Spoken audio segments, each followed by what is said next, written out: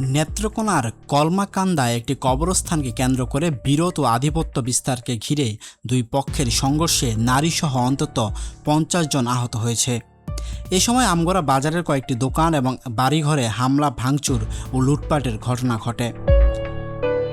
শুক্রবার সকালে উপজেলার রংছাতি ইউনিয়নের আমগরা এলাকায় এই সংঘর্ষ সংঘটিত হয়।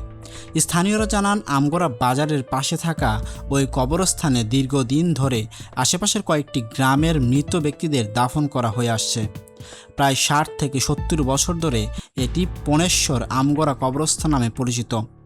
সম্প্রতি কবরস্থানটির নাম সার্বজনীন কবরস্থান করার দাবি নিয়ে দুই পক্ষের মধ্যে বিরোধ দেখা দেয়। কয়েকটি গ্রামের মানুষ এখানে দাফন হওয়ায় এক পক্ষ এই নামকরণের দাবি জানায়। এ নিয়ে বেশ কিছুদিন ধরে উত্তেজনা চলছিল।